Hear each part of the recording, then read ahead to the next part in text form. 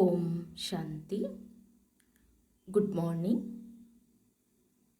6 फरवरी 2022 आज संडे है। आज हम सभी सुनेंगे अव्यक्त बाप दादा के मधुर महावाक्य। 6 जनवरी 90 की यह ओरिजिनल मुरली है और आज की मुरली का शीर्षक है होली हंस की परिभाषा।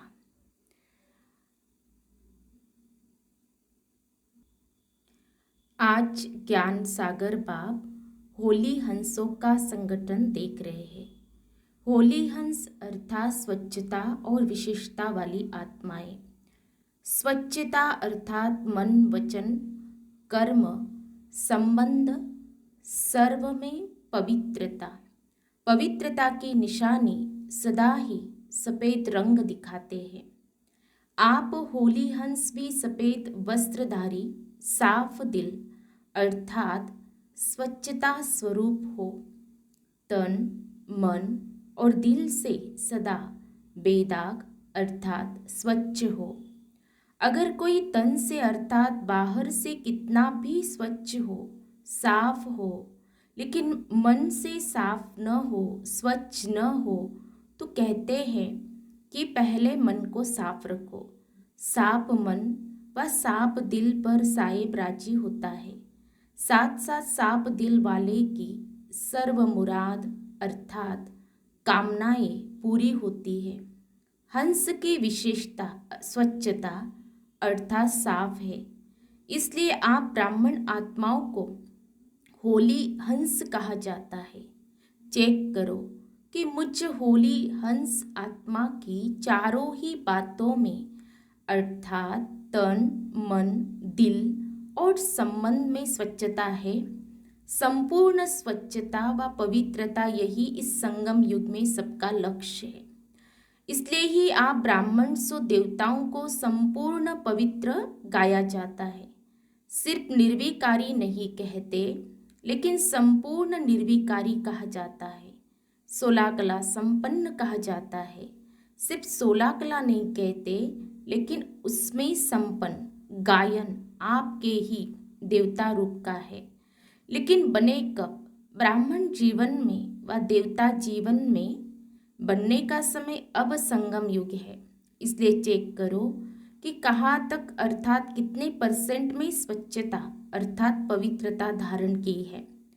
तन की स्वच्छता अर्थात सदा इस तन को आत्मा का मंदिर समझ उस स्मृति से स्वच्छ रखना। जितनी मूर्ति श्रेष्ठ होती है उतना ही मंदिर भी श्रेष्ठ होता है।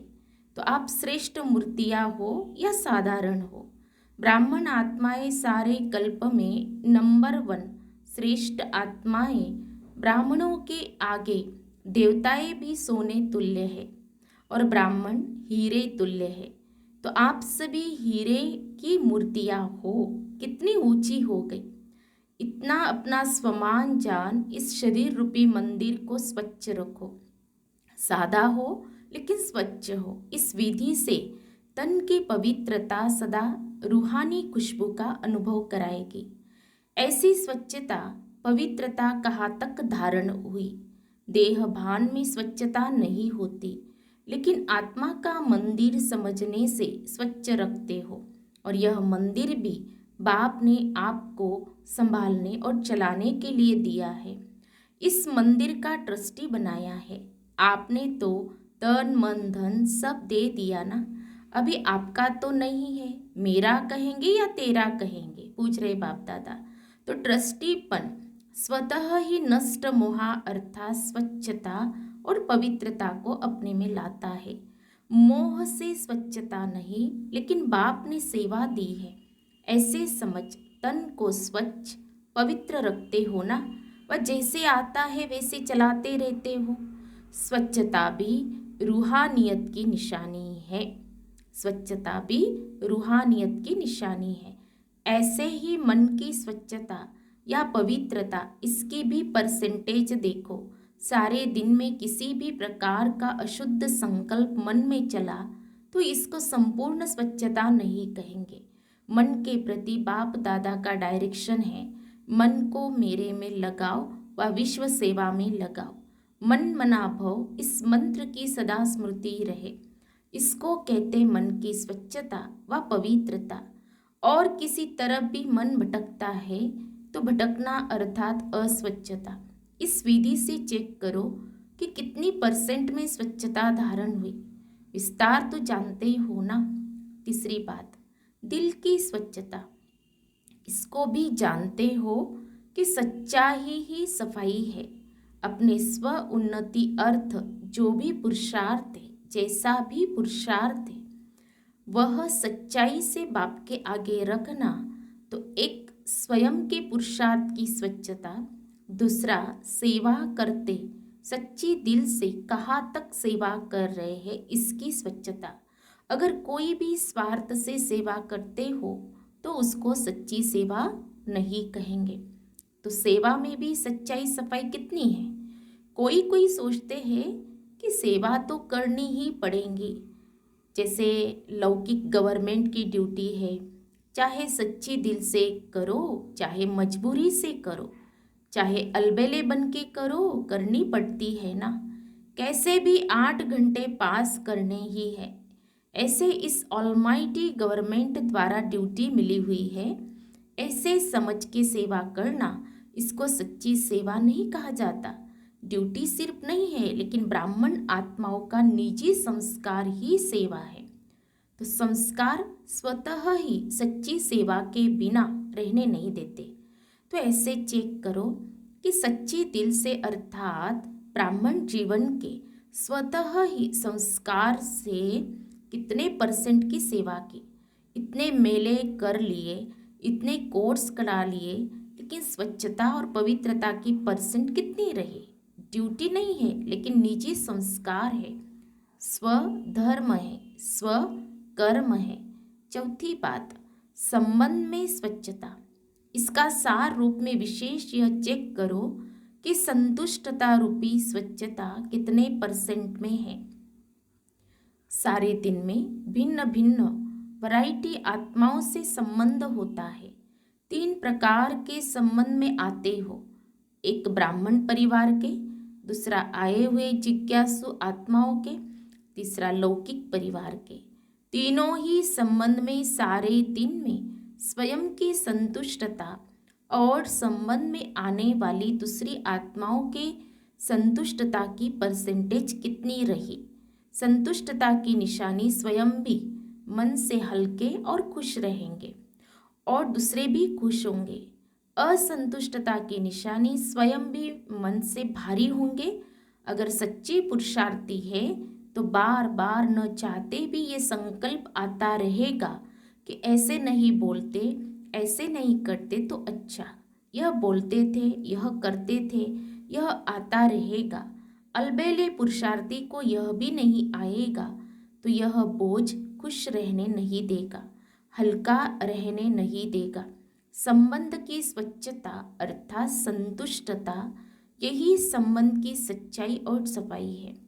इसलिए आप कहते हो सच तो बिठो नच, अर्थात सच्चा सदा खुशी में नाचता रहेगा। तो सुना होली हंस की परिभाषा। अगर सत्यता की स्वच्छता नहीं है तो हंस हो, लेकिन होली हंस नहीं हो तो चेक करो संपन्न और संपूर्ण का जो गायन है वह कहाँ तक बने हैं। अगर ड्रामा अनुसार आज भी इस शरीर का हिसाब समाप्त हो जाए तो कितनी % में पास होंगे। वह ड्रामा को कहेंगे थोड़ा समय ठहरो। यह तो सोच कर नहीं बैठे हो कि छोटे छोटे तो जाने वाले हैं ही नहीं। एवर रेडी का अर्थ क्या है। समय का इंतजार तो नहीं करते कि अभी 10-11 वर्ष तो है, बहुत करके 2000 का हिसाब सोचते हैं। लेकिन सृष्टि के विनाश की बात अलग है, अपने को एवर रेडी रखना अलग बात है। इसीलिए यह उससे नहीं मिलाना। भिन्न भिन्न आत्माओं का भिन्न भिन्न पार्ट है। इसलिए यह नहीं सोचो कि मेरा एडवांस पार्टी में तो नहीं है या मेरा तो विनाश के बाद भी पार्ट है। कोई आत्माओं का है, लेकिन मैं एवर रेडी रहूं, नहीं तो अलबेलेपन का अंश प्रकट हो जाएगा। एवर रेडी रहो, फिर चाहे 20 वर्ष जिंदा रहो, कोई हर्जा नहीं, लेकिन ऐसे आधार पर नहीं रहना। इसको कहते होली हंस। ज्ञान सागर के कंठे पर आए हो ना, तो आज होली हंस की स्वच्छता सुनाई, फिर विशेषता सुनाएंगे। टीचर्स को चेक करना आता है ना, टीचर्स को विशेष समर्पित होने का भाग्य मिला हुआ है। चाहे प्रवृत्ति वाले भी मन से समर्पित है, फिर भी टीचर्स का विशेष भाग्य है। काम ही याद और सेवा का है। चाहे खाना बनाती या कपड़े धुलाई करती, वह भी यज्ञ सेवा है। वह भी अलौकिक जीवन प्रति सेवा करती हो। प्रवृत्ति वालों को दोनों तरफ निभाना पड़ता है। आपको तो एक ही काम है ना, डबल तो नहीं है। जो सच्चाई और सफाई से पाप और सेवा में सदा लगे रहते हैं, उन्हें कोई और मेहनत करने की आवश्यकता नहीं पड़ती है। सुनाया था कि योग की टीचर का भंडारा और भंडारी सदा भरपूर रहेगा। फिक्र नहीं करना पड़ेगा अगला मास कैसे चलेगा, मेला कैसे होगा। सेवा के साथ साथ साधन स्वतः ही प्राप्त होंगे। रूहानी आकर्षण सेवा और सेवा केंद्र स्वतः ही बढ़ाती रहती है। जब ज़्यादा सोचते हो कि जिज्ञासु क्यों नहीं बढ़ते, ठहरते क्यों नहीं, चले क्यों जाते, तो जिज्ञासु नहीं ठहरते। योग युक्त होकर रूहानियत से आह्वान करते हो तो जिज्ञासु स्वतः ही बढ़ते हैं। ऐसे होता है ना। तो मन सदा हल्का रखो, किसी प्रकार का बोझ नहीं रहे। किसी भी प्रकार का बोझ है, चाहे अपना, चाहे सेवा का, चाहे सेवा साथियों का, तो उड़ने नहीं देगा। सेवा भी ऊंची नहीं उठेंगी।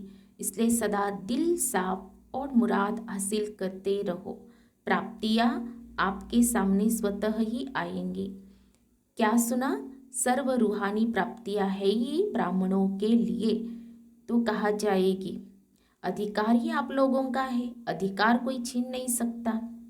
अच्छा, सर्व होली हंसों को, चारों ओर के सच्चे साहिब को राजी करने वाले, सच्ची दिल वाली श्रेष्ठ आत्माओं को, सदा स्वयं को एवर रेडी रखने वाले नंबर 1 बच्चों को, सदा अपने को गायन योग्य, संपूर्ण और संपन्न बनाने वाले बाप के समीप बच्चों को, सदा अपने को अमूल्य हीरे तुल्य अनुभव करने वाले अनुभवी आत्माओं को बाप दादा का याद, प्यार और नमस्ते। हम रूहानी बच्चों की रूहानी बाप दादा को याद, प्यार और नमस्ते नमस्ते। ओम शांति, ओम शांति, ओम शांति। गुड मॉर्निंग बाप दादा। शुक्रिया बाप दादा, पद्मा पदम शुक्रिया आपका। फिर है महाराष्ट्र ग्रुप से अव्यक्त बाप दादा की मुलाकात। सदा खुशहाल रहते हो। खुशहाल अर्थात भरपूर, संपन्न। खुशहाली स्वयं को भी प्रिय, औरों को भी प्रिय लगती है। जहाँ खुशहाली नहीं होती उसे कांटों का जंगल कहते हैं। तो आप सबकी जीवन खुशहाल बन गई है। और चाल कौन सी हो गई? उड़ती कला वाली फरिश्तों की चाल हो गई। तो हाल भी अच्छा और चाल भी अच्छी। दुनिया वाले मिलते हैं तो हालचाल पूछते हैं ना, तो आपका क्या हालचाल है? हाल है खुशहाल और चाल है फरिश्तों की चाल। दोनों ही अच्छे हैं ना। खुशहाली में कोई कांटे नहीं आएंगे। पहले कांटों के जंगल में जीवन थी, अभी बदल गई। अभी फूलों की खुशहाली में आ गए। सदा जीवन में दिव्य गुणों के फूलों की फुलवाड़ी लगी हुई है। दिव्य गुणों के गुलदस्ते का चित्र बनाते हैं ना, वह दिव्य गुणों का गुलदस्ता कौन सा है? आप हो ना, या दूसरे कोई है? कांटों का कभी गुलदस्ता नहीं बनता, फूलों का गुलदस्ता बनता है। सिर्फ पत्ते ही होंगे तो भी कहेंगे गुलदस्ता ठीक नहीं है। तो आप स्वयं दिव्य गुणों का गुलदस्ता अर्थात खुशहाल हो गए। जो भी आपके संपर्क में आएगा उसे दिव्य गुणों के फूलों की खुशबू आती रहेंगी और खुशहाली देख करके खुश होंगे, शक्ति का भी अनुभव करेंगे। इसलिए आजकल डॉक्टर्स भी कहते हैं बगीचे में जाकर पैदल करो, तो खुशहाली औरों को भी शक्तिशाली बनाती है और खुशी में भी लाती है। इसीलिए आप लोग कहते हो कि हम एवर हैप्पी है, चैलेंज भी करते हो कि अगर किसी को एवर हैप्पी बनना हो तो हमारे पास आए। आप सभी को बाप की स्मृति दिलाएंगे। तो एवर हेल्दी, एवर वेल्दी और एवर हैप्पी ये आपका जन्म सिद्ध अधिकार है। यह अधिकार आपको तो मिल गया ना। सभी को कहते हो कि जन्म सिद्ध अधिकार है, चाहे शरीर बीमार भी हो तो भी मन तंदुरुस्त है ना। मन खुश तो जहान खुश, और मन बीमार तो शरीर पीला हो जाता है। मन ठीक होगा तो शरीर का रोग भी महसूस नहीं होगा। ऐसे होता है ना, क्योंकि आपके पास खुशी की खुराक बहुत बढ़िया है। दवाई अच्छी होती है तो बीमारी भाग जाती है। आपके पास जो खुशी की खुराक है वह बीमारी को भगा देती है, भुला देती है। तो मन खुश, जहान खुश, जीवन खुश। इसलिए एवर हेल्दी भी हो, वेल्दी भी हो और हैप्पी भी हो। जब स्वयं हो तब दूसरे को चैलेंज कर सकते हो, नहीं तो चैलेंज नहीं कर सकते। अपने को देखकर औरों के ऊपर रहम आता है, क्योंकि अपना परिवार है ना। चाहे कैसी भी आत्माएं हैं, लेकिन है तो एक ही परिवार के। जिसको भी देखेंगे तो महसूस करेंगे कि यह हमारा ही भाई है, हमारे ही परिवार का है। परिवार में भी कोई नज़दीक के होते हैं, कोई दूर के होते हैं, लेकिन कहेंगे तो परिवार के ना। जिसे बाप रहम दिल है, बाप से यही मांगते हैं कि कृपा करो, रहम करो। तो आप भी कृपा करेंगे, रहम करेंगे ना, क्योंकि बाप समान निमित्त बने हुए हो। ब्राह्मण आत्मा को कभी भी किसी आत्मा के प्रति घृणा नहीं आ सकती, रहम आएगा, घृणा नहीं आ सकती।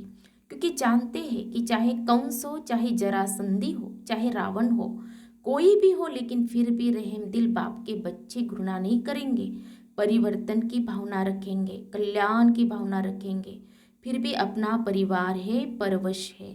परवश के ऊपर कभी घृणा नहीं आती। सभी माया के वश है, तो परवश के ऊपर दया आती है, रहम आता है। जहाँ घृणा नहीं आएगी वहाँ क्रोध भी नहीं आएगा। जब घृणा आती है तो जोश आता है, क्रोध आता है। जहाँ रहम होता है वहाँ शांति का दान देंगे। दाता के बच्चे हो ना तो शांति देंगे ना। अच्छा, प्यारे बाप दादा का वरदान है, ज्ञान खजाने द्वारा मुक्ति जीवन मुक्ति का अनुभव करने वाले सर्व बंधन मुक्त भव। ज्ञान खजाने द्वारा मुक्ति जीवन मुक्ति का अनुभव करने वाले सर्व बंधन मुक्त भव। स्पष्टीकरण है, ज्ञान रत्नों का खजाना सबसे श्रेष्ठ खजाना है। इस खजाने द्वारा इस समय ही मुक्ति जीवन मुक्ति की अनुभूति कर सकते हो। ज्ञानी तू आत्मा वह है जो दुख और अशांति के सब कारण समाप्त कर अनेकानेक बंधनों की रस्सियों को काटकर मुक्ति व जीवन मुक्ति का अनुभव करे। अनेक व्यर्थ संकल्पों से, विकल्पों से और विकर्मों से सदा मुक्त रहे ना, यही मुक्त और जीवन मुक्त अवस्था है। स्लोगन है, विश्व परिवर्तक वह है जो अपनी शक्तिशाली वृत्तियों से वायुमंडल को परिवर्तन कर दे। विश्व परिवर्तक वह है जो अपनी शक्तिशाली वृत्तियों से वायुमंडल को परिवर्तन कर दे। तो हम सब ने सुने प्यारे बाप दादा के मधुर अव्यक्त महावाक्य। आज प्यारे बाबा ने होली हंसों की परिभाषा बताई है। तो आज सारा दिन हम सभी इसी स्वमान का अभ्यास करेंगे कि मैं कौन हूँ, सच्चा सच्चा होली हंस हो। और इस पर हम विचार सागर मंथन भी करेंगे। अच्छा, ओम शांति, ओम शांति, ओम शांति।